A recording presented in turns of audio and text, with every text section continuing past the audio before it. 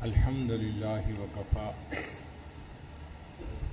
وسلام علی عبادہ الذین اصطفی اما بعد۔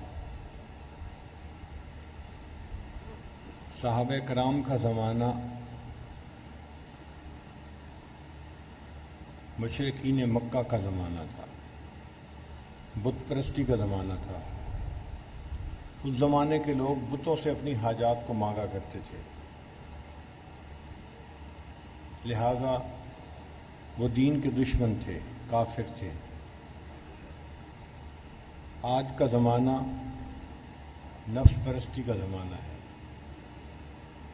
ہر بندہ اپنے نفس کی پوجا کرنے میں لگا ہوا ہے۔ نفس کی خواہشات پوری ہو جائیں، چاہے شریعت کے مطابق ہوں یا شریعت سے ہٹ کے ہوں، مقصد اس کا اپنے نفس کی خواہشات کو پورا کرنا ہے۔ اس لیے مشرکین مکہ شرک جلی کا ارتکاب کرتے تھے، واضح شرک کا، اور ہم جو نفس پرست لوگ ہیں ہم شرک خفی کا ارتکاب کرتے ہیں۔ تو آپ یوں سمجھیں کہ اس زمانے میں بھی ایک ٹولہ تھا جو مشرکین کا تھا، اور آج کے دور میں بھی ایک جماعت ہے جو مشرکین کی ہے، مگر یہ شرک خفی کا ارتکاب کرتے ہیں، یہ بھی شرک۔ یہ اپنے نفس کو اللہ کے ساتھ شریک کرتے ہیں۔ ہم کہتے ہیں نا جی ہم نے کرنا تو وہ ہے جو ہماری مرضی ہوگی۔ بھئی کلمہ پڑھنے کے بعد ہماری مرضی کہاں چلتی ہے؟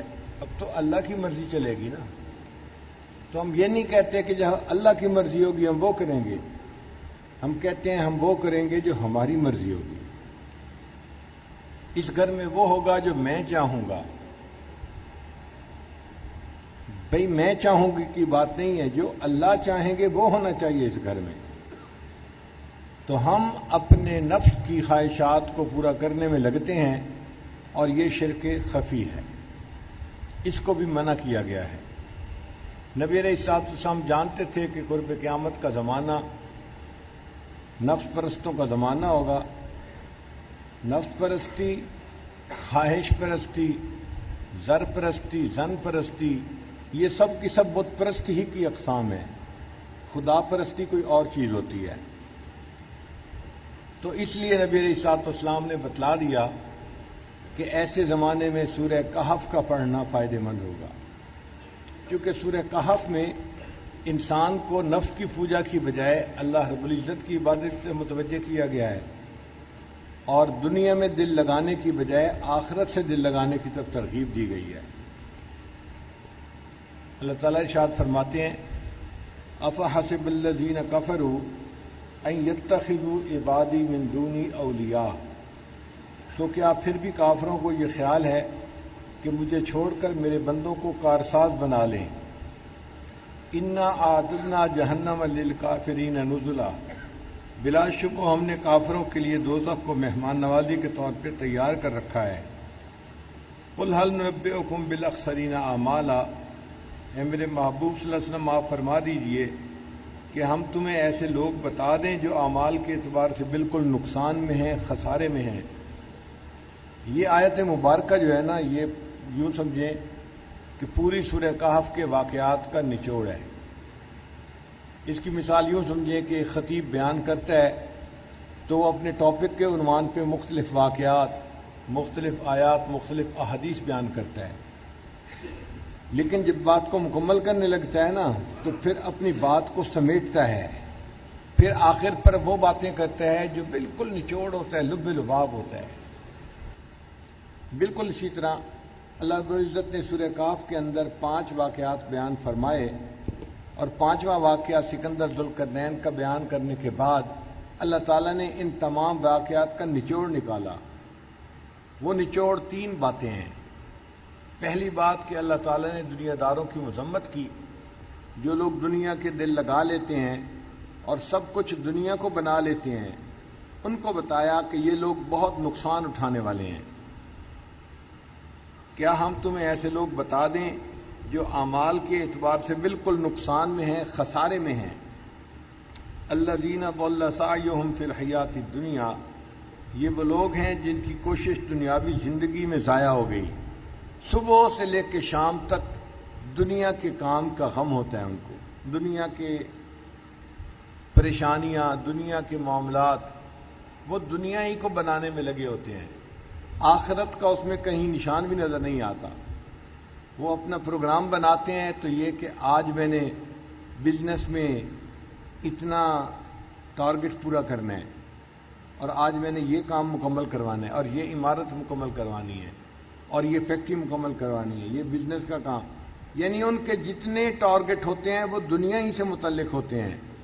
کوئی ایسا ٹارگٹ نہیں ہوتا آج میں نے اتنی تلاوت کرنی ہے، اتنے نفل پڑھنے ہیں، اتنا استغفار کرنا ہے، اتنا درود پڑھنا ہے، یہ ان کے لکھنے میں بھی نہیں آتا کہیں۔ یعنی ان کی زندگی کو دیکھو تو صبح سے لے کے شام تک ان کا ایک ہی کام ہوتا ہے کہ دنیا کی زندگی سنور جائے۔ دنیا کی زندگی سنوارنا ان کا مقصد زندگی بن چکا ہوتا ہے، اور جس کی دنیا کی زندگی سنور جاتی ہے، مال پیسہ ہوتا ہے، وہ اپنے آپ کو بڑا خوش نصیب سمجھتا ہے۔ فرمایا ہم تمہیں نہ بتائیں ایسے لوگ جو اعمال کے اعتبار سے خسارے میں پڑنے والے ہیں، الذین ضل سعیہم فی الحیات الدنیا، یہ وہ لوگ ہیں جن کی کوششیں دنیاوی زندگی میں ضائع ہو گئیں، وہم یحسبون، اور وہ سمجھ رہے ہیں، انہم یحسنون صنعا، کہ وہ بہت اچھا کام کر رہے ہیں۔ آج کے دور میں جو بچہ زیادہ پیسے گھر لے کے آتا ہے نا، باپ اس سے خوش ہوتا ہے، بھلے وہ نماز ایک بھی نہ پڑھتا ہو، اور ایک بچہ اس کو متقی ہے، پرہیزگار ہے، عبادت گزار ہے، لیکن کمائی نہیں کرتا، تو باپ اس کو اپنا بوجھ سمجھتا ہے کہ یہ پتہ نہیں ہمارے گھر میں کہاں سے آ گیا۔ تو آخرت کی تیاری کے بارے میں ہمیں پرواہ ہی نہیں ہے، اگر پرواہ ہے تو فقط اسی دنیا کے بارے میں ہے۔ اور یہ ہمارے بارے میں فرمایا گیا، وَهُمْ يَحْسَبُونَ أَنَّهُمْ يُحْسِنُونَ صُنْعًا، کہ وہ دنیا کو سمیٹنے میں لگے ہوتے ہیں اور وہ سمجھتے ہیں کہ ہم بڑا اچھا کام کر رہے ہیں۔ أُولَٰئِكَ الَّذِينَ كَفَرُوا بِآيَاتِ رَبِّهِمْ، یہ وہ لوگ ہیں جنہوں نے اپنے رب کی آیات کا اور اس کی ملاقات کا انکار کر دیا، وَلِقَائِهِ فَحَبِطَتْ أَعْمَالُهُمْ، سو ان کے اعمال کو ضائع کر دیا گیا۔ فَلَا نُقِيمُ لَهُمْ يَوْمَ الْقِيَامَةِ وَزْنًا، ہم قیامت کے دن ان کے اعمال کا کوئی وزن قائم نہیں کریں گے۔ ذَلِكَ جَزَاؤُهُمْ جَهَنَّمُ بِمَا كَفَرُوا، یہ ان کی سزا ہوگی، یعنی دوزخ اس وجہ سے ہے کہ انہوں نے کفر کیا۔ وَاتَّخَذُوا آیَاتِي وَرُسُلِي هُزُوًا، اور میری آیتوں کا اور میرے رسولوں کا مذاق بنا لیا۔ إِنَّ الَّذِينَ آمَنُوا وَعَمِلُوا الصَّالِحَاتِ، اب اللہ تعالیٰ ایمان والوں کا تذکرہ کرتے ہیں کہ بے شک جو لوگ ایمان لائے اور انہوں نے نیک اعمال کیے، کانت لہم جنات الفردوس نزلا، ان کی مہمان نوازی فردوس کے باغ میں ہوگی، خالدین فیہا، وہ ہمیشہ اس میں رہیں گے، لا یبغون عنہا حولا، وہاں سے ان کو کہیں اور نہیں جانا پڑے گا، کہیں اور نہیں جائیں گے، یعنی ہمیشہ ہمیشہ جنت میں رہیں گے۔ تو ایمان والے ہمیشہ ہمیشہ جنت الفردوس میں رہیں گے، اور جو دنیا کے اوپر ریجھ گئے اور دنیا کو کمانے میں لگ گئے، یہ لوگ آخرت میں جنت سے محروم ہوں گے اور جہنم میں ڈال دیے جائیں گے۔ اس لیے یہ لوگ خسارہ اٹھانے والے ہوں گے۔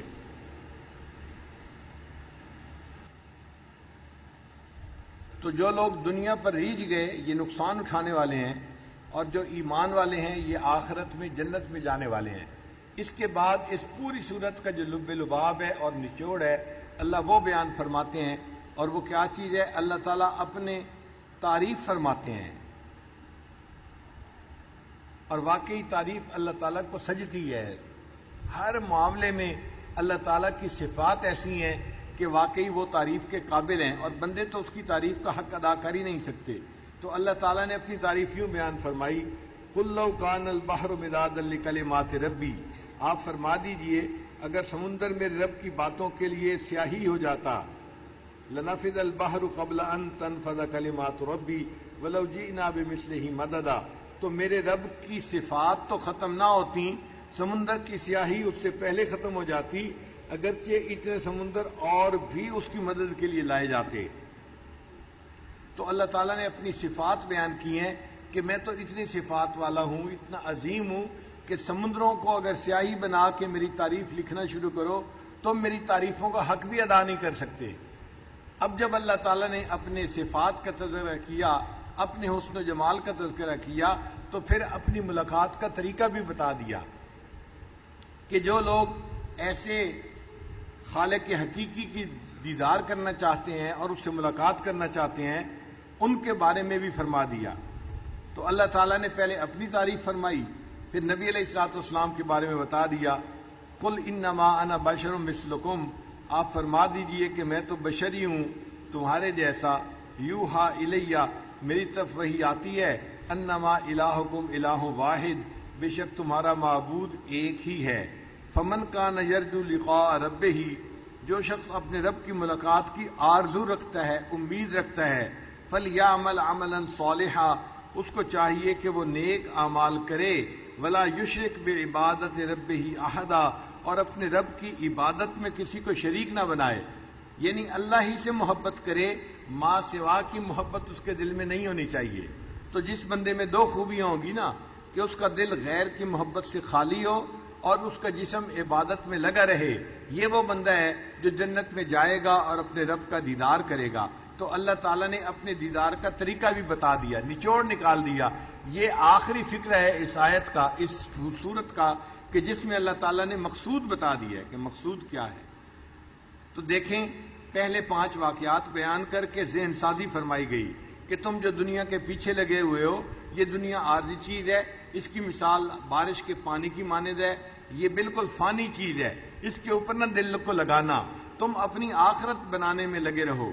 اور آخر پر فرمایا کہ جو لوگ دنیا سمیٹنے میں لگے ہیں، یہ لوگ سب سے زیادہ خسارہ اٹھانے والے ہیں، یہ اپنی زندگی کو ضائع کرنے والے ہیں. اور پھر اس کے بعد اللہ تعالیٰ نے اپنی تعریفیں فرمائی، اور تعریفیں کرنے کے بعد بتا دیا کہ جو اس پروردگار کا دیدار کرنا چاہتا ہے اس کے لیے اس کو 2 کام کرنے پڑیں گے. ایک تو یہ کہ وہ نیک اعمال میں لگا رہے، اور دوسرا یہ کہ اپنے دل کو ما سوا کی محبت سے خالی کر لے، غیر کی محبت سے خالی کر لے. اگر محبت ہو دل میں تو فقط اللہ کی ہونی چاہیے. جس بندے نے یہ 2 کام کر لیے اس بندے نے رب کو راضی کر لیا، ایسے بندے کو اللہ کا دیدار نصیب ہوگا. ایسا بندہ ایمان بچا کے دنیا سے چلا جائے گا. آپ غور کریں، آج کے دور میں جتنی تن آسانی آ گئی ہے اتنی پہلے زمانے میں کبھی نہیں تھی. اللہ تعالیٰ نے نعمتوں کی بھی انتہا کر دی ہے، اور آج اٹھ کے کوئی کام کرنا مشکل ہوتا جا رہا ہے. نوجوان بچے تو ہاتھ ہلانا مشکل سمجھتے ہیں، بلکہ وہ کھیل بھی کھیلتے ہیں تو بھاگنے دوڑ والا کھیل نہیں کھیلتے. آج کے دور میں سکرین کے کھیل آ گئے ہیں، ویڈیو گیم. بس وہ ایک ہی جگہ بیٹھے رہتے ہیں اور وہی سکرین کے اوپر کھیل کھیلتے رہتے ہیں. ان کو بھی دوڑنے بھاگنے والے کھیل اچھے نہیں لگتے، تن آسانی کی وجہ سے. اور بچے جو ہیں کھا کھا کے پی کے موٹے ہو جاتے ہیں، وزن بڑھ جاتے ہیں، اور ان کے اندر سستی آ جاتی ہے. لہذا ان کے لیے نماز پڑھنا مشکل، قرآن پڑھنا مشکل، کوئی کام ان کو کہہ دو دین کا وہ کرنا ان کے لیے مشکل ہوتا ہے. بس وہ چاہتے ہیں کہ ہم کھاتے رہیں اور آرام سے سوتے رہیں، اور اگر جاگیں تو تھوڑی دیر کے لیے سکرین پہ بیٹھ کے تماشے دیکھتے رہیں. اتنی تن آسانی آج زندگیوں میں آ گئی ہے، اس لیے ہر بندہ دنیا کے پیچھے لگا ہوا ہے. اور یہ دجالی فتنہ ہے، مادیت پرستی کا دور ہے. آج حکومتیں بھی اسی بندے کو اچھا سمجھتی ہیں جو زیادہ کما رہا ہو، زیادہ مال پیسہ بنا رہا ہو، اور جس کو دیکھتے ہیں کہ یہ مال پیسہ کمانے والا نہیں اس کو برا سمجھتے ہیں. آپ خود غور کریں، مدارس عربیہ سے کسی کو کیا چڑ ہے، کیا نقصان کیا ہے مدارس عربیہ نے کسی کا. لیکن جہاں کہیں طالب علم کا نام سنتے ہیں ایسے پھڑک جاتے ہیں، پتہ نہیں یہ بندہ کیا کر رہا ہے. بھئی یہ بندہ قرآن پڑھ رہا ہے، حدیث پڑھ رہا ہے، دین پڑھ رہا ہے، اچھے اخلاق کیسے بنتے ہیں یہ تعلیم حاصل کر رہا ہے. پھر یہ کہتے ہیں کہ نہیں میرے مدارس والے جو ہیں یہ امن خراب کرنے والے لوگ ہیں. ہرگز ایسا نہیں. آپ دیکھیں جتنا بھی تفتیش کی گئی، امن خراب کرنے والے لوگ کون نکلے؟ کن کے گھروں سے اسلحہ برآمد ہوا؟ سیاسی لوگ تھے. کن کے گھروں سے ایسی چیزیں برآمد ہوئیں جو لوگوں کو نقصان پہنچانے والی تھیں؟ سیاسی لوگ تھے، دوسرے لوگ تھے، یونیورسٹیوں کے پڑھے ہوئے لوگ تھے. کوئی مدرسہ ایسا نہیں جس سے کوئی ایسی چیز برآمد ہوئی ہو. کوئی طالب علم ایسا نہیں جو امن کو ناپسند کرتا ہو. مدارس والے لوگ امن کو پسند کرنے والے لوگ ہیں. یہ سمجھتے ہیں کہ کس کا کیا حق ہوتا ہے. یہ تو دوسرے کے دل کو بھی دکھ نہیں پہنچانا چاہتے، دوسرے کی جان کو کیسے نقصان پہنچا سکتے ہیں. اس لیے ان کو اگر مدارس عربیہ والے لوگوں سے اگر کوئی ویر ہے صرف اس بات کا کہ یہ کمانے والے لوگ نہیں ہیں، تو اصل مقصود کمانا بن گیا نا. یونیورسٹیوں والے لڑکے نوکری کریں گے، کمائیں گے، ان سے بڑے خوش ہوتے ہیں. ان کو وظیفے بھی دینے چاہیے اور ان کو اعلیٰ تعلیم کے لیے باہر بھی بھیجنا چاہیے. تو اس لیے کہ دنیا دل میں بسی ہوئی ہے اور مقصود دنیا بن گئی ہے. آج اچھا ملک کس کو کہا جاتا ہے؟ جس ملک کے پاس دنیا کے وسائل زیادہ ہوں. جو امیر ملک ہے وہ اچھا ملک سمجھا جاتا ہے. جس ملک کے اندر نیکی ہے اس ملک کو اچھا نہیں سمجھا جاتا. تو چونکہ ہم بن ہی دنیا دار گئے ہیں اور دنیا کی زندگی کو ہم نے سب کچھ سمجھ لیا ہے، یہی وہ ذہن ہے جو دجالی فتنے سے جلدی متاثر ہوگا اور اپنے ایمان کو ضائع کر بیٹھے گا. اس لیے اللہ تعالیٰ نے مختلف واقعات جو سورہ کہف میں بیان فرمائے، ان کا مقصود یہ تھا کہ لوگوں کے دلوں میں ایمان کی عظمت پیدا کی جائے اور دنیا سے ان کے دل کو ہٹا کے آخرت کی طرف جوڑا جائے اور ان کو بتایا جائے کہ زندگی کا مقصد اللہ کو راضی کرنا ہے، اپنے نفس کو راضی کرنا مقصد زندگی نہیں ہے. تن آسانی زندگی کا مقصد نہیں ہے، تکلیف بھی اٹھانی پڑے لیکن آخرت کی تیاری ہو جائے تو یہ کامیاب زندگی ہے. اسی لیے ان 5 واقعات کو سنانے کے بعد جو رب کریم نے پوری سورت کا نچوڑ نکالا وہ 3 باتیں تھیں. ان میں سے پہلی بات یہ سمجھائی کہ سب سے زیادہ خسارہ اٹھانے والے لوگ کون ہیں؟ الذین ضل سعیہم فی الحیاۃ الدنیا. یہ وہ لوگ ہیں جن کی ساری محنتیں اور ساری کوششیں اسی دنیا کی زندگی کو سنوارنے میں لگی ہوئی ہیں. وہم یحسبون انہم یحسنون صنعا، اور وہ یہ گمان کرتے ہیں ہم تو بڑے اچھے کام میں لگے ہوئے ہیں. پھر اللہ تعالیٰ نے اس کے بعد اپنے حسن جمال کے تذکرے کیے، اپنی صفات کا تذکرہ کیا کہ اس کی تو صفات اتنی ہیں اگر ساری دنیا کے سمندر سیاہی بن جاتے اور اس سیاہی سے رب کی تعریفیں لکھنی شروع کی جاتی، یہ سمندر کی سیاہی تو خشک ہو جاتی، تیرے رب کی تعریفیں کبھی ختم نہ ہوتی. وہ اتنی صفات والا پروردگار ہے. اب جب محبوب نے اپنے حسن جمال کے تذکرے کر دیے تو پھر یہ بھی پسند کیا، اچھا مجھے جو دیکھنا چاہتے ہیں، دیدار کرنا چاہتے ہیں، اس کا طریقہ کار کیا ہے؟ اللہ نے فرما دیا یہ وہ لوگ ہیں جو نیک اعمال کرنے والے ہیں. فمن کان یرجو لقاء ربہ، جو اپنے رب سے لقاء چاہتا ہے، ملاقات چاہتا ہے، اور ملاقات تو ہر ایمان والا چاہتا ہے. کیوں جی؟ یہ بات پکی ہے نا. ہر ایمان والا جس نے کلمہ پڑھا ہے وہ چاہتا ہے کہ میری زندگی میں ایسا دن آئے کہ جب ہمیں اللہ تعالیٰ کا دیدار نصیب ہو جنت میں. حضرت موسیٰ علیہ السلام کے لیے اللہ نے دنیا میں تجلی ڈال دی تھی کوہ طور کے اوپر، اور ہمارے لیے اللہ نے جنت کا وعدہ فرما دیا. پھر اب جنت جانے کا انتظار تو ہر بندے کو کرنا پڑے گا. سستا سودا ہے. کیوں جی؟ سستا سودا ہے نا. سرے طور ہو سرے حشر ہو ہمیں انتظار قبول ہے. سرے طور ہو سرے حشر ہو ہمیں انتظار قبول ہے. وہ کبھی ملیں وہ کہیں ملیں، وہ کبھی صحیح وہ کہیں صحیح. کبھی دیدار ہو جائے جہاں بھی ہو جائے ہم انتظار کرنے کے لیے تیار ہیں. سو فمن کان یرجو لقاء ربہ، جو اپنے رب کا دیدار کرنے کا دل میں ارادہ رکھتا ہے، تمنا رکھتا ہے، امید رکھتا ہے، فَلْيَعْمَلْ عَمَلًا صَالِحًا، اس کو چاہیے کہ وہ نیک اعمال میں لگا رہے. وَلَا يُشْرِكْ بِعِبَادَةِ رَبِّهِ أَحَدًا، اور اپنے رب کی عبادت میں کسی کو شریک نہ بنائے. یعنی اس کے دل میں فقط اللہ کی محبت ہو، ماں سوا کی محبتوں کو اپنے دل سے وہ نکال دے. ایسے بندے کو اللہ تعالیٰ جنت میں اپنا دیدار عطا فرمائیں گے. اللہ تعالیٰ ہمیں نیک اعمال کا شوق بھی عطا فرمائے اور ہمارے دل کو ماں سوا کی محبتوں سے خالی بھی فرما دے. تو یہ پوری صورت کا لب لباب ہے. اب ہم تھوڑی دیر کے لیے پھر اس کا تکرار کر لیتے ہیں کہ ہم نے سورہ کہف کے اندر کیا کیا سبق پڑھے. سورہ کہف میں کتنے قصے بیان ہوئے؟ 5 قصے بیان ہوئے. اس کا مرکزی قصہ کون سا تھا؟ حضرت آدم علیہ السلام کا قصہ تھا. اس سے پہلے کتنے قصے بیان ہوئے؟ 2 قصے. وہ کن لوگوں کے تھے؟ عوام الناس کے تھے. ان میں کیا کیا واقعہ تھا؟ ایک تھا اصحاب کہف کا واقعہ. یہ چند نوجوان تھے جو اپنا ایمان بچانے کے لیے وقت کے بادشاہ سے چھپ کر، حکومت سے چھپ کر ایک کہف میں چلے گئے تھے، اور اللہ نے ان کو وہاں پر 300 سال سے زیادہ کی نیند سلا دی تھی. ان کے جسم بھی خراب نہ ہوئے، اور ان کو کوئی تکلیف بھی نہ ہوئی اور اللہ ان کی کروٹیں بدلتے رہے. اللہ نے نشانی دکھا دی کہ جو لوگ کہتے ہیں قیامت میں ہمیں زندہ نہیں کیا جائے گا، دیکھو ہم چاہیں تو دنیا میں ایک بندے کو اتنی لمبی نیند سلا کر پھر اس کو زندہ کر دکھا سکتے ہیں. جب یہ لوگ دوبارہ اٹھے اس وقت جو بادشاہ تھا وہ بدل چکا تھا، ایمان والا تھا، قوم ایمان والی تھی، مگر ان لوگوں کو پتہ نہیں تھا. بہرحال جب پتہ چلا ان لوگوں کو، انہوں نے ان کے غار کے اوپر ایک تختی لگا دی جس سے کہ یہ اصحاب الکہف والرقیم کہلائے.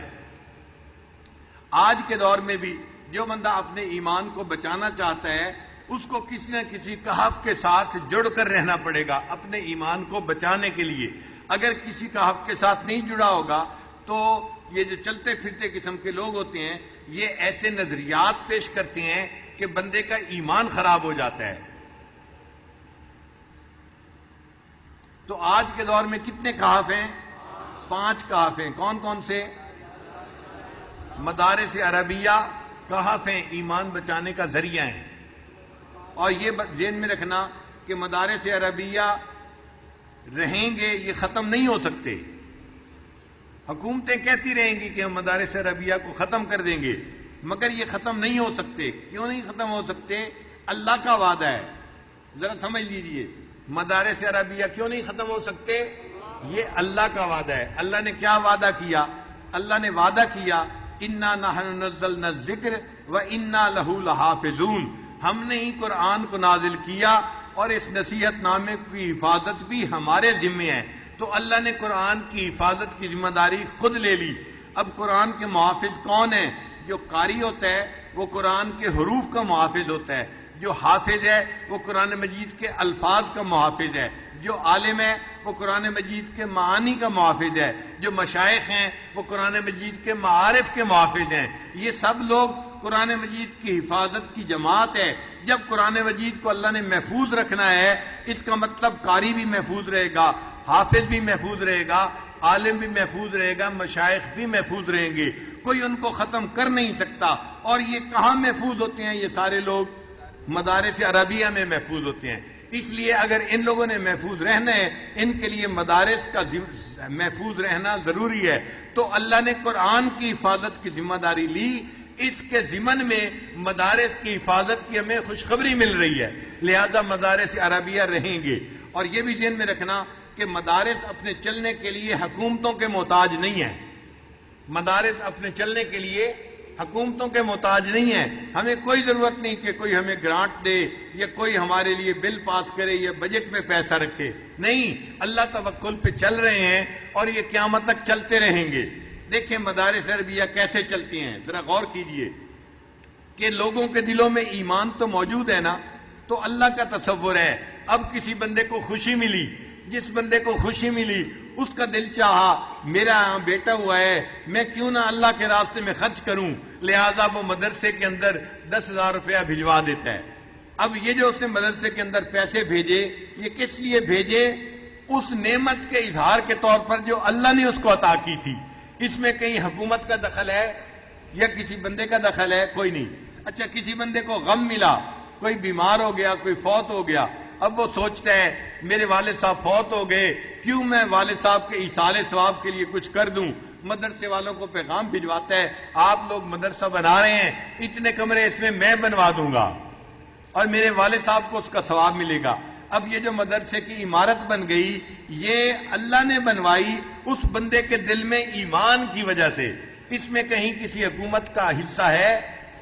تو نہ خوشی میں حکومت کا حصہ ہے، نہ غم میں حکومت کا حصہ ہے. یہ بندے اور اللہ کا معاملہ ہے. جب تک بندوں کا اللہ پر ایمان رہے گا، جو خوش ہوں گے وہ بھی اللہ کے راستے میں خرچ کریں گے، جو غمزدہ ہوں گے وہ بھی اللہ کے راستے میں خرچ کریں گے، اور مدارس والوں کو مدرسے میں بیٹھے ہوئے اللہ تعالیٰ رزق پہنچائیں گے. اصل میں تو یہ دنیا داروں کو چڑ ہوتی ہے.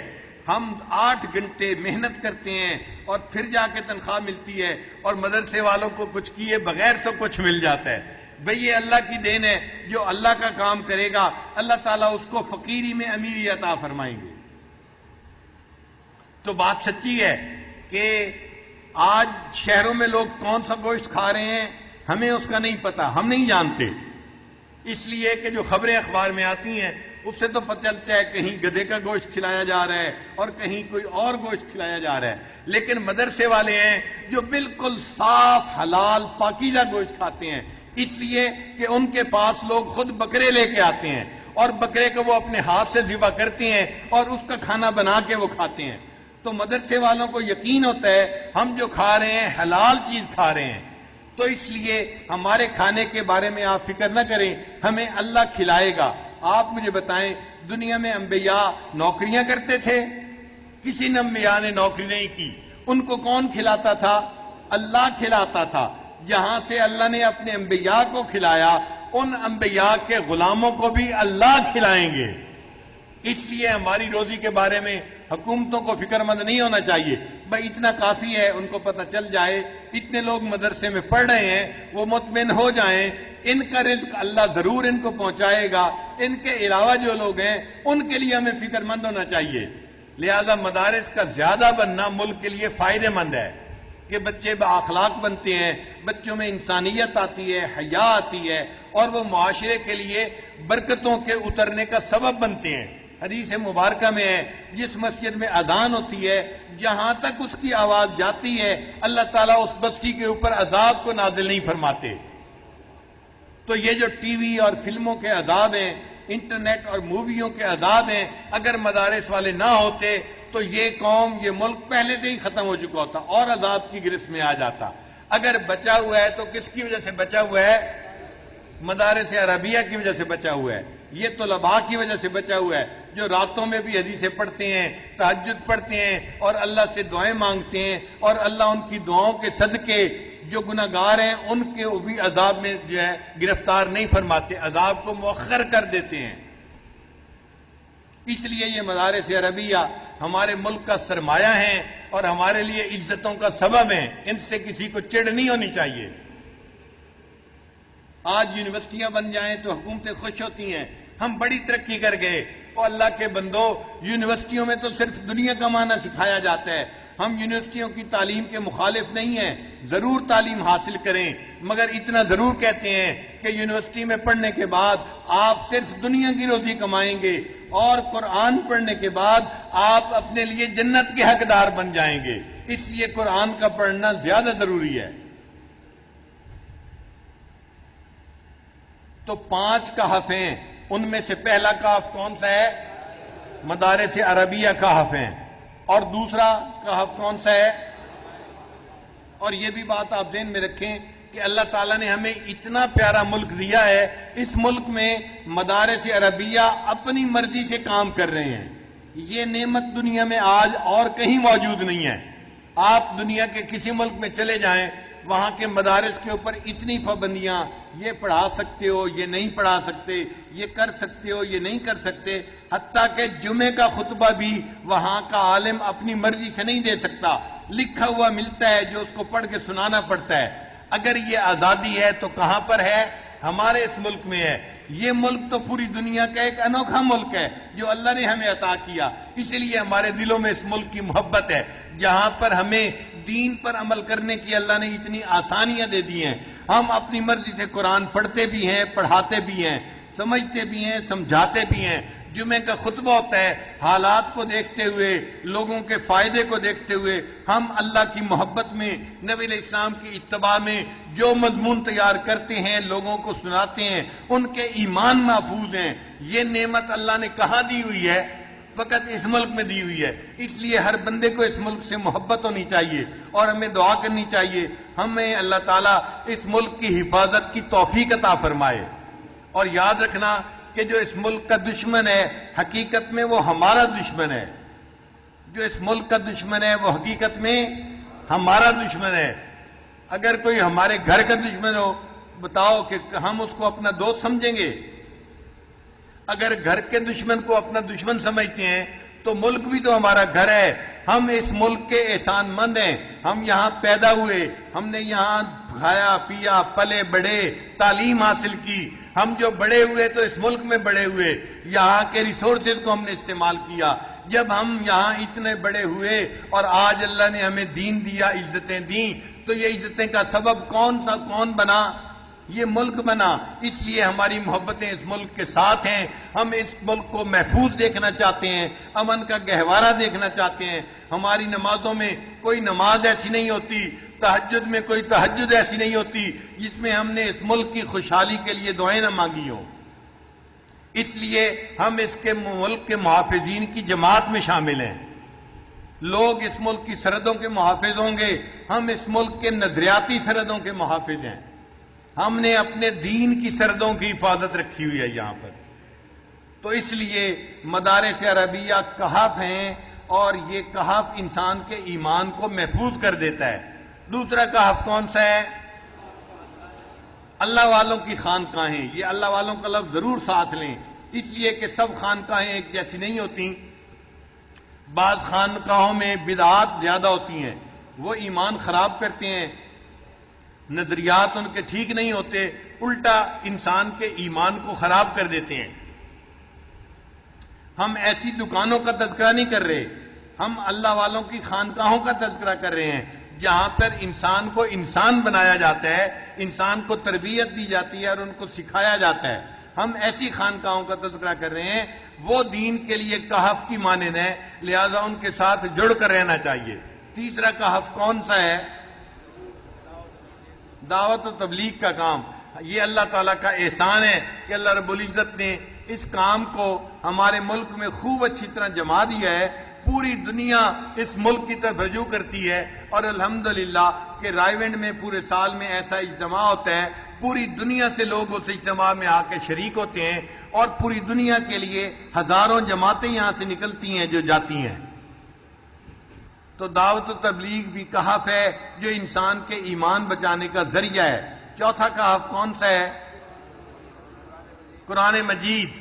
قرآن مجید کی تعلیمات کے ساتھ جو جڑ جاتا ہے, نتھی ہو جاتا ہے, اس کو علماء سے پڑھتا ہے, سیکھتا ہے, یا درس قرآن سیکھتا ہے, یا قرآن مجید کا ترجمہ سیکھتا ہے اور اس کے مطابق زندگی کو گزارنے کی کوشش کرتا ہے.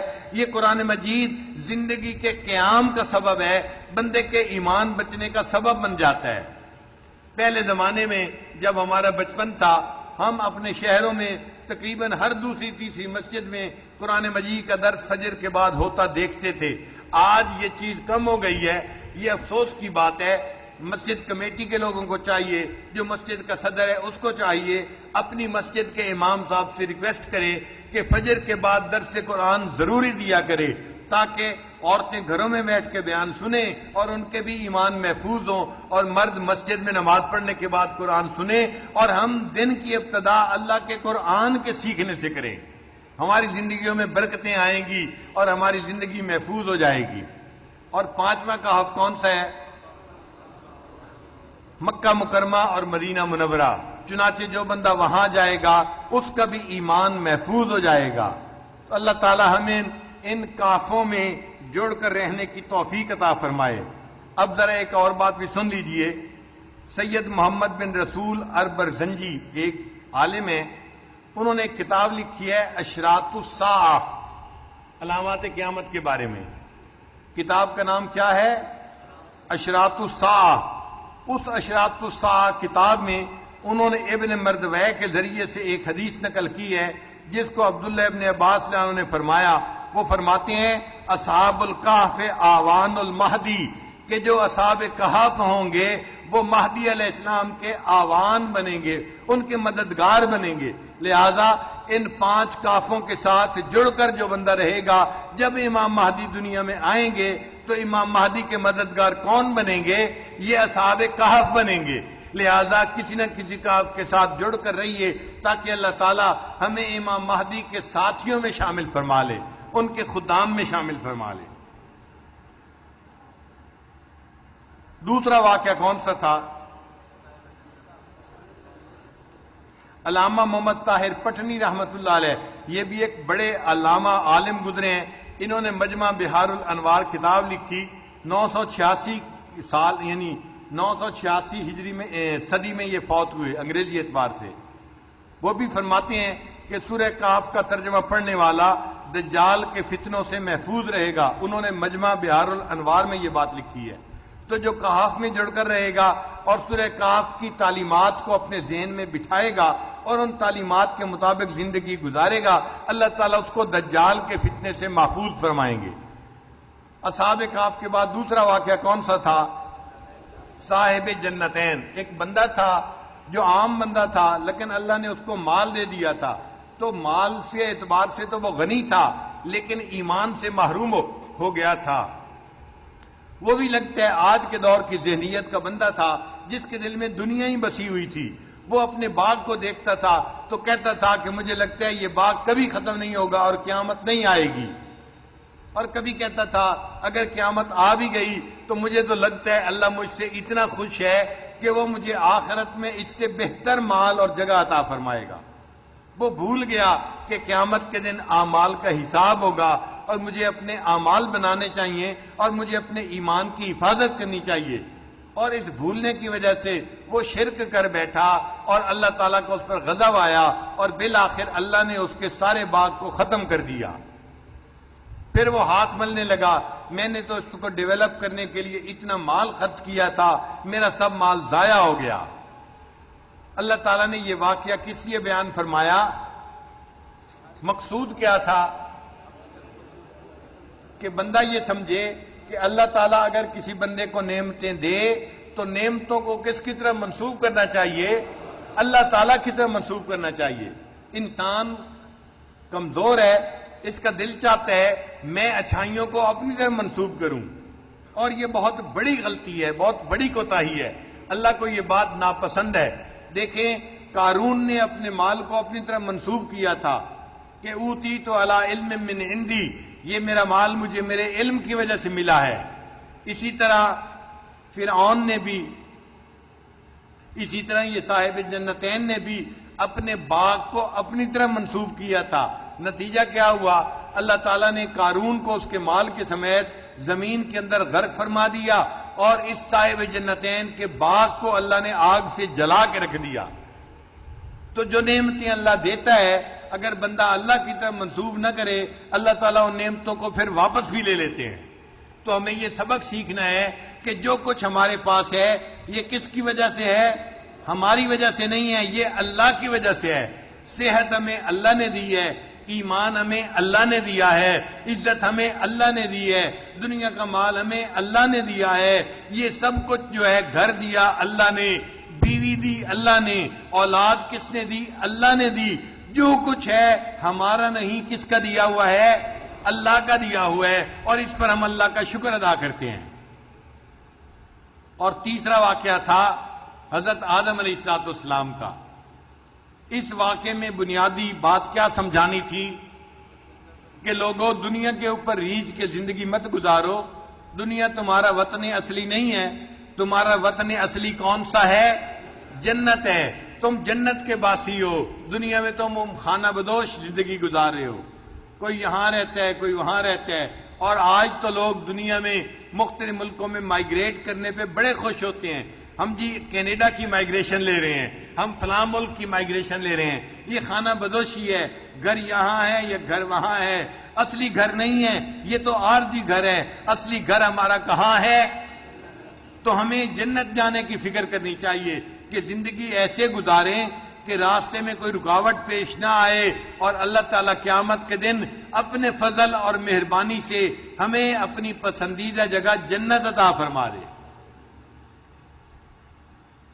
پھر چوتھا واقعہ کون سا تھا؟ حضرت موسیٰ علیہ السلام کا واقعہ۔ اس واقعے کا لب لباب کیا تھا کہ انسان کو جتنا بھی علم مل جائے، انسان یہ کبھی بھی نہ سمجھے کہ میں نے تمام علوم کو حاصل کر لیا۔ وَفَوْقَ كُلِّ ذِي عِلْمٍ عَلِيمٍ، ہر علم والے کے اوپر ایک علم والا ہوتا ہے۔ تو اللہ تعالیٰ نے حضرت موسیٰ علیہ السلام کو ایک بندے سے ملاقات کروا دی جو علم کی ایک ایسا شعبہ جانتا تھا جس سے کہ موسیٰ علیہ السلام خبر نہیں رکھتے تھے، وہ تھا اشیاء کی حقیقت کا علم۔ لہذا انسان کا علم جتنا بڑھ جائے، سائنس جتنی بھی ترقی کر جائے، سائنس کبھی بھی تمام اشیاء کی حقیقتوں تک نہیں پہنچ سکتی۔ سائنس کبھی بھی تمام اشیاء کی حقیقتوں تک نہیں پہنچ سکتی۔ لہذا اگر کسی کو علم ہو تو اس کو اللہ کی طرف منسوب کرے اور یہی سمجھے کہ اللہ جو کرتا ہے اس میں خیر ہوتی ہے، بہتری ہوتی ہے، ہم پورا نہیں جانتے، اللہ حکمت کو بہتر جانتے ہیں۔ پھر 5واں واقعہ کون سا تھا؟ سکندر ذوالقرنین کا واقعہ۔ یہ سکندر ذوالقرنین کون تھے؟ اللہ کے ایک نیک بندے تھے، یہ کوئی بادشاہ نہیں تھے، ایک عام بوڑھی عورت تھی، اس کا نوجوان بیٹا تھا، مگر وہ اللہ کے نیک بندے تھے، وہ اللہ کے ولی تھے۔ نیکی کی وجہ سے اللہ رب العزت نے ان کو دنیا کے بھی اسباب عطا فرما دیے تھے، اس لیے ان کو جس چیز کی ضرورت پڑتی تھی اللہ ان کے قدموں میں وہ اسباب پیش فرما دیا کرتے تھے، اور اللہ تعالیٰ نے ان کو علم الاسباب بھی عطا فرمایا تھا، جس کی وجہ سے وہ جہاں جاتے تھے لوگوں کی خیر خواہی کیا کرتے تھے۔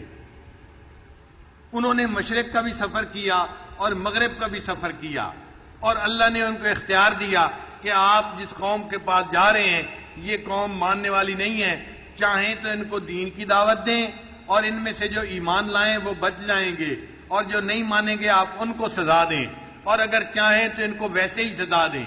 تو انہوں نے کیا کہا کہ نہیں، میں اللہ کے دین کی دعوت دوں گا، اور اگر جو نہیں مانے گا اس کو میں سزا دوں گا، لیکن زیادہ سزا تو اللہ تعالیٰ اس کو قیامت میں عطا فرمائیں گے۔ اس کا مطلب یہ کہ وہ ایمان والے تھے، اللہ کی ذات پہ یقین رکھنے والے تھے، قیامت کو ماننے والے تھے، لہذا ان کی نیکی کی وجہ سے اللہ نے ان کو دنیا میں بھی عزتوں سے اور غلبے سے نوازا تھا۔ وہ ایک ایسی جگہ پر پہنچے جو دو پہاڑوں کے درمیان کی جگہ تھی، اور وہاں سے ایک قوم تھی جو تعداد میں بہت زیادہ تھی، جس کو یاجوج ماجوج کہتے ہیں۔ وہ لوگوں کے اوپر آ کر حملہ کرتے تھے اور ان کا مال لوٹتے تھے، ان کو مارتے تھے، قتل و غارت کرتے تھے۔ اب ان لوگوں نے، وہ زبان نہیں جانتے تھے، سکندر ذوالقرنین سے یہ کہا ہم آپ کو مال جمع کر کے خراج کے طور پر دے دیں گے، آپ ہمارے لیے ان دو پہاڑوں کے درمیان دیوار بنا دیجئے۔ انہوں نے آگے سے کیا جواب دیا تھا کہ مجھے تمہارے مال کی ضرورت نہیں ہے، تم ہاتھوں سے میری مدد کرو اور اس دیوار کو بناؤ، طریقہ میں بتاؤں گا، بندے تم دو مزدوری کے لیے تاکہ ہم دیوار بنا سکیں۔ انہوں نے پتھروں سے اور لوہے سے ملا کر ایک دیوار بنا دی جو پہاڑ کی چوٹیوں تک پہنچ گئی، جس کی وجہ سے یاجوج ماجوج کا آنا وہاں رک گیا اور وہ لوگ امن میں آ گئے۔ اور سکندر ذوالقرنین نے کہا ھذا رحمت من ربی، یہ میرے رب کی رحمت ہے۔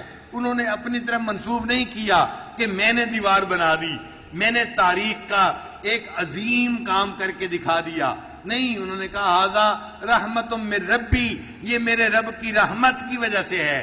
انہوں نے چونکہ اللہ کی طرف منسوب کیا، اللہ نے ان کو عزتوں سے نوازا، لہذا ان کو اللہ نے دنیا میں بھی عزتیں دیں۔ اور اس واقعے سے ہمیں یہ سبق ملا کہ اگر بندے کو اللہ تعالیٰ دنیا میں مال دیں، اسباب دیں، اس کو اللہ کے بندوں کی خدمت اللہ کی رضا کے لیے کرنی چاہیے۔ اللہ کے بندوں کی خدمت اللہ کی رضا کے لیے کرنی چاہیے، اس کے بدلے ان سے ووٹ نہ مانگے، اس کے بدلے ان سے دنیا کی واہ واہ نہ مانگے، بلکہ اس کے بدلے اللہ کی رضا مانگے۔ وَأَمَّا مَا يَنْفَعُ النَّاسَ فَيَمْكُثُ فِي الْأَرْضِ، اللہ اچھا بندہ وہی ہوتا ہے جو اللہ کے بندوں کو نفع پہنچاتا ہے۔ نبی علیہ السلام نے ارشاد فرمایا خیر الناس من ينفع الناس، سب سے بہتر انسان وہ ہوتا ہے جو اللہ کے بندوں کو نفع پہنچائیں گے، جو پہنچاتا ہے۔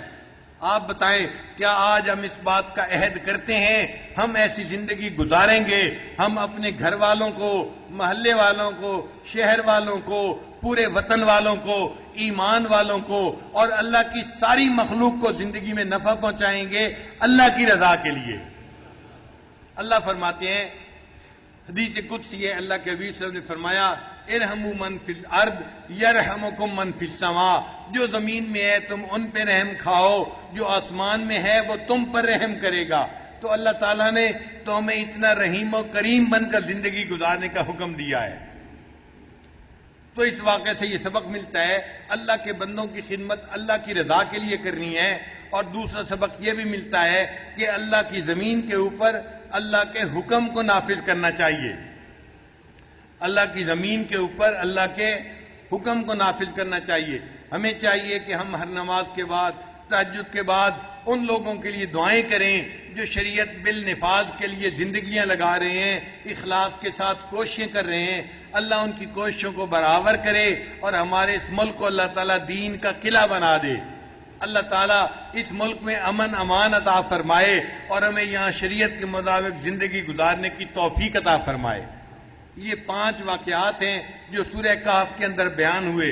اس کے بعد اللہ تعالیٰ نے سورت کو سمیٹا ہے اور سمیٹتے ہوئے اللہ تعالیٰ نے 3 باتیں فرمائی ہیں. ان میں پہلی بات کون سی ہے؟ اللہ تعالیٰ نے یہ لب لباب بتایا کہ جو لوگ دنیا کی زندگی کو ہی بنانے میں لگے ہوئے ہیں، ریجھ گئے ہیں دنیا کی زندگی کے، قل هل ننبئکم بالاخسرین اعمالا، کیا میں تمہیں نہ بتاؤں سب سے زیادہ اعمال میں نقصان اٹھانے والے لوگ کون ہیں؟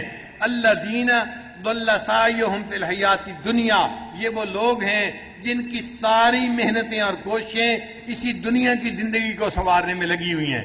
یہ نقصان اٹھانے والے لوگ ہیں. لہذا تم فقط دنیا کو نہ سنوارو، اپنی آخرت کو سنوارنے کی بھی کوشش کرو. اور دوسری بات کیا ہوئی؟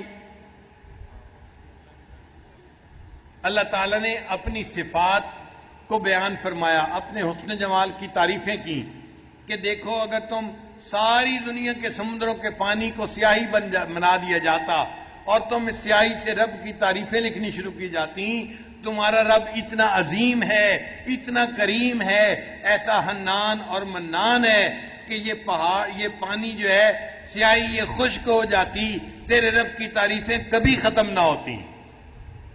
تو جو پروردگار اتنی عظمتوں والا ہے، صفات والا ہے، تو ہمارا دل چاہتا ہے ہم اس پروردگار کو راضی کریں اور اس کا دیدار پائیں. اللہ تعالیٰ نے دیدار کا وعدہ کہاں کیا ہے؟ جنت میں کیا ہے. لہذا مومن جنت میں جائیں گے، اللہ کا دیدار کریں گے. تو تیسری چیز اللہ نے اس کا طریقہ بھی بتا دیا. کون اللہ کا دیدار کر سکے گا؟ فمن کان یرجو لقاء ربہ فلیعمل عملا صالحا، اس کو چاہیے کہ وہ نیک عمل کرے، ولا یشرک بعبادت ربہ احدا، اور اپنے رب کی عبادت میں کسی کو شریک نہ بنائے. اس کے دل میں فقط ایک اللہ کی محبت ہو اور ماں سوا کی محبتیں اس کے دل سے نکل چکی ہوں. جو ایسا بندہ ہوگا اس کو اللہ تعالیٰ جنت میں اپنا دیدار عطا فرمائیں گے. یہ اس سورہ کہف کا نچوڑ تھا، کیونکہ اس سے اللہ تعالیٰ کا دیدار بندے کو نصیب ہوگا اور یہ تمام نعمتوں سے بڑھ کر نعمت ہے. اس لیے یہ وہ صورت ہے جو بندے کا ایمان بچاتی ہے اور اس کو فائدہ پہنچاتی ہے. اس لیے نبی علیہ الصلوۃ والسلام نے حدیث مبارکہ میں اس صورت کی خوب تعریفیں فرمائی ہیں، اس کے فضائل بتائے ہیں. اب آپ کا کنسپٹ کلیئر ہو گیا نا اس صورت کے بارے میں کہ یہ صورت انسان کو کیسے فائدہ پہنچاتی ہے، اس کو سبق سکھاتی ہے، اس کو ایمان بچانے کے طریقے سکھاتی ہے تاکہ یہ بندہ اپنا ایمان بچا کے اللہ کے حضور جائے اور قیامت کے دن اللہ کا دیدار کرنے والوں میں یہ شامل ہو جائے. آج جو سورہ کہف کا جو ترجمہ تھا آپ یوں سمجھیں وہ تو مکمل ہو گیا. باقی دنوں میں ہم اس کا تکرار بھی کرتے رہیں گے اور انشاءاللہ اس سورت کی آیات سے جو تصوف و سلوک کے مسائل نکلتے ہیں باقی دنوں میں ہم ان مسائل سلوک کو بیان کریں گے.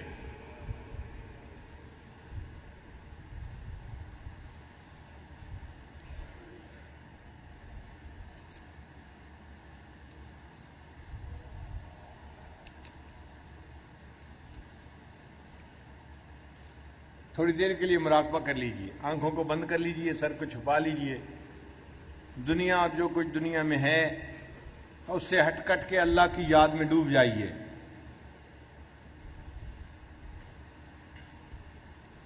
انسان جب اپنے اندر جھانکتا ہے اس کو اپنی اصل تصویر نظر آتی ہے. اپنے من کے دریچے کو کھولیے اور اپنی اصل تصویر کو دیکھیے.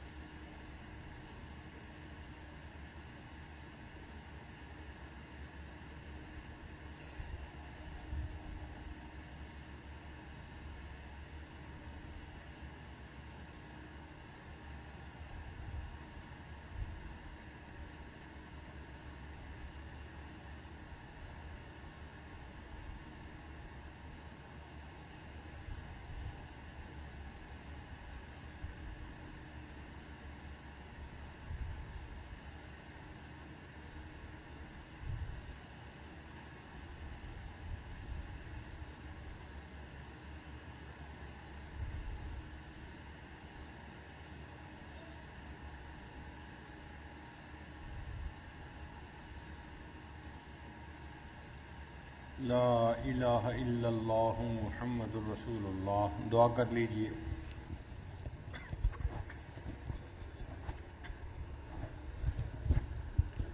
سبحان ربي الوهاب. اللهم صل على سيدنا محمد وعلى آل سيدنا محمد وبارك وسلم. ربنا ظلمنا أنفسنا وإن لم تغفر لنا وترحمنا لنكونن من الخاسرين. پروردگار عالم ہمارے صغیرہ کبیرہ گناہ معاف فرما. اللہ وہ گناہ جو ہم نے دن میں کیے معاف فرما، وہ گناہ جو ہم نے راتوں میں کیے معاف فرما. اللہ وہ گناہ جو ہم نے محفلوں میں کیے معاف فرما، وہ گناہ جو ہم نے تنہائیوں میں کیے معاف فرما. اے میرے مولا وہ گناہ جو ہم نے ارادوں سے کیے معاف فرما، وہ گناہ جو ہم نے بنا ارادے کیے معاف فرما. اللہ وہ گناہ جو ہمیں یاد ہیں وہ بھی معاف فرما، وہ گناہ جو ہم کر کے بھول گئے وہ بھی معاف فرما. اے میرے مولا ہماری نگاہوں کو پاک فرما، دلوں کو صاف فرما، سینوں کو اپنی محبت سے لبریز فرما. اپنے عشق کی آتش ہمارے سینوں میں پیدا فرما، انگ انگ سے اپنے ذکر کو جاری فرما، روئیں روئیں سے اپنے ذکر کو جاری فرما، ہڈی ہڈی بوٹی بوٹی میں اپنی محبت پیدا فرما. اللہ عزتوں کے بعد ذلت سے محفوظ فرما. اللہ علم حاصل ہونے کے بعد جہالت سے محفوظ فرما. اے میرے مولا سیدھا رستہ ملنے کے بعد بھٹکنے سے محفوظ فرما. اللہ ہدایت ملنے کے بعد گمراہی سے محفوظ فرما. پروردگار عالم ہمیں قرضوں سے محفوظ فرما، مرضوں سے محفوظ فرما، حاسدین کے حسد سے محفوظ فرما، دشمنوں کی دشمنی سے محفوظ فرما، شر پسندوں کے شر سے محفوظ فرما، برا چاہنے والوں کی برائی سے محفوظ فرما. اللہ دوستی کے رنگ میں دشمنی کرنے والوں سے بھی محفوظ فرما. پروردگار عالم ہمیں اپنے نیک لوگوں میں شامل فرما. اللہ ہمیں جادو ٹونے سے محفوظ فرما، سفلی عملوں سے محفوظ فرما. اے میرے مولا ہمیں کبھی بھی بے سہارا نہ فرما، کبھی بھی بے آسرا نہ فرما، کبھی بھی اپنے در سے دور نہ فرما. اللہ در در کے دھکے کھانے سے محفوظ فرما. پروردگار عالم ہمیں اپنے محبین بندوں میں شامل فرما، مقربین بندوں میں شامل فرما. اللہ جو بیمار ہیں ان کو شفائے کاملہ عاجلہ مستمرہ عطا فرما. اللہ جو اولاد کی وجہ سے پریشان ان کی پریشانی کو دور فرما، جو کام کاروبار کی وجہ سے پریشان ان کی پریشانی کو دور فرما. اللہ حلال پاکیزہ طیب رزق عطا فرما. اللہ حرام چیزوں اور حرام کاموں سے محفوظ فرما. اللہ تمام جسمانی روحانی بیماریوں سے محفوظ فرما. اے میرے مولا ہمارے آپ کے محبوب نے ہمیں آپ کا در دکھلا دیا، یہ بھی بتلا دیا اس در کے سوا کوئی دوسرا در نہیں. انبیاء بھی اسی در پہ جھکے، اولیاء بھی اسی در پہ جھکے. پروردگار عالم ہم بھی پچھلے کئی دنوں سے آپ کے در پہ جھولیاں پھیلائے بیٹھے ہیں. اے میرے مولا ہماری جھولیوں کو بھرپور فرما. اللہ ہماری جھولیوں کو بھرپور فرما. اے میرے مولا ہم سے راضی ہو جا. اللہ ہم سے راضی ہو جا. تیری ایک نگاہ کی بات ہے، میری زندگی کا سوال ہے. اللہ آپ کی رحمت کی ایک نظر ہو جائے گی، ہماری بگڑی بن جائے گی. اے میرے مولا رحمت کی ایک نظر فرما دیجئے. اللہ رحمت کی ایک نظر فرما دیجئے. اللہ ہمارا حال اس چرواہے کی مانند ہے جس نے کہا اللہم اغفر فإنک لا تغفر فاغفر. اللہ ہماری مغفرت کر دیجئے، اگر مغفرت نہیں کرنی پھر بھی مغفرت فرما دیجئے.